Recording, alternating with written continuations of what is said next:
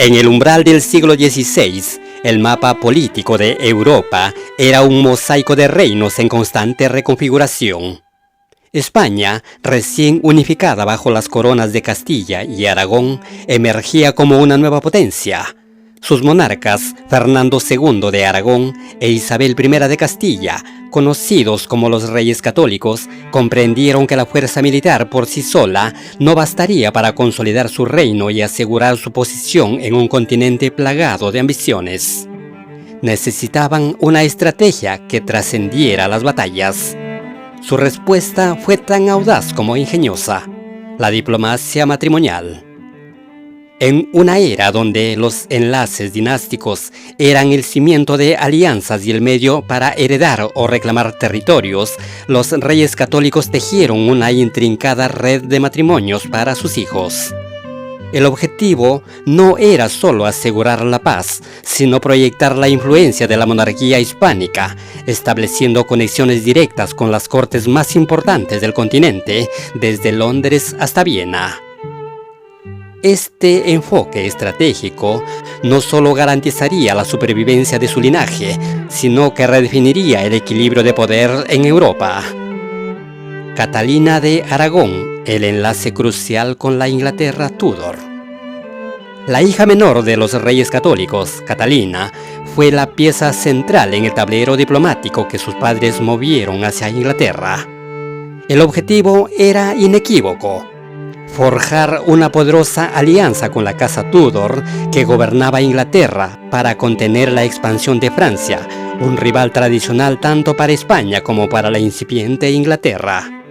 En 1501, tras complejas negociaciones, Catalina emprendió un viaje transmarino para casarse con Arturo, el príncipe de Gales, heredero del trono inglés.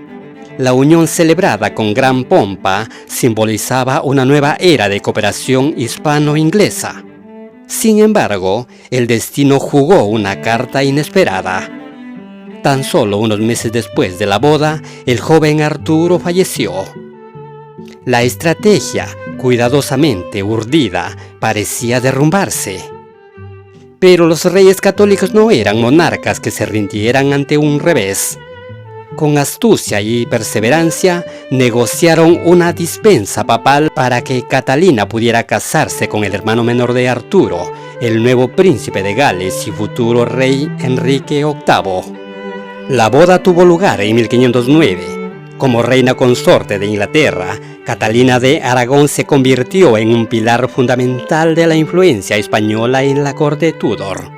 Su presencia en Londres no era meramente protocolaria. Representaba un canal diplomático directo y constante con el poder de la monarquía hispánica, cada vez más dominante en Europa. Su posición no era solo de una reina, sino la de una estratega involuntaria que mantenía viva una alianza crucial para los intereses de sus padres. La vida de Catalina en Inglaterra, sin embargo, se transformaría en una saga de desafíos sin precedentes, marcada por la tragedia personal y la implacable política.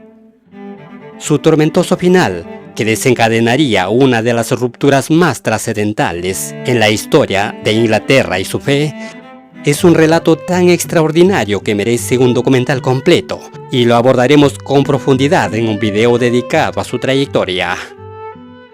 Juana de Castilla, el cruce con los Habsburgo y el amanecer de un imperio. Mientras Catalina afianzaba los lazos con Inglaterra, otra hija de los reyes católicos, Juana, estaba destinada a una unión que redefiniría incluso más profundamente el mapa de Europa. Su matrimonio en 1496 con Felipe el Hermoso, el heredero de la poderosa y ambiciosa casa de Habsburgo, fue mucho más que una boda real. Fue la génesis de un imperio transnacional que marcaría la centuria siguiente. Este enlace estratégico fusionaría dos de las mayores concentraciones de poder del continente. Felipe era no solo el heredero de los Países Bajos y las tierras austríacas, sino también el futuro soberano de un sacro imperio romano-germánico en expansión. De este matrimonio nacería Carlos, quien, por una serie de inesperadas herencias, se convertiría en el mayor monarca de su tiempo.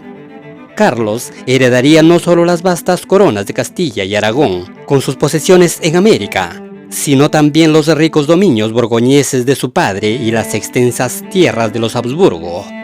Así se consolidaría el mayor imperio que Europa jamás había visto hasta entonces, el imperio de Carlos V. La descendencia de Juana y por lo tanto de los Trastámara se extendía ahora de manera inaudita. Desde la península ibérica, el linaje se proyectaba hacia las vastas y estratégicas tierras del Sacro Imperio Romano-Germánico, los prósperos Países Bajos y las crecientes posesiones ultramarinas. Fue una jugada maestra de los reyes católicos que superó sus propias expectativas más ambiciosas, situando a su estirpe en el centro neurálgico del poder europeo. Sin embargo, la vida personal de Juana, su compleja personalidad y las dramáticas circunstancias que la rodearon la llevarían a ser conocida en la historia como Juana la Loca.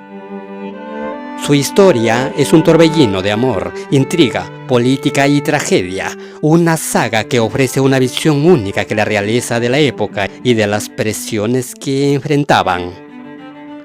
Por su impacto y complejidad, su vida es una narrativa que sin duda exploraremos en un video dedicado desentrañando los mitos y las realidades que rodearon a su figura. Así, a través de sus hijas, Catalina en Inglaterra y Juana en el linaje Habsburgo, los reyes católicos lograron un objetivo monumental: proyectar la influencia de su estirpe a dos de los epicentros de poder más vitales de Europa. La corte Tudor y el vasto y creciente imperio Habsburgo se convirtieron en piezas clave de una diplomacia dinástica sin precedentes. La Casa de Trastámara, lejos de limitarse a una península ibérica, se extendió por el continente conectando reinos, alterando el equilibrio de poder y sentando las bases para una nueva era en la política europea. Una era donde su descendencia dominaría gran parte del mundo conocido. ¿Te gustó esta historia? Suscríbete y no te pierdas el próximo episodio.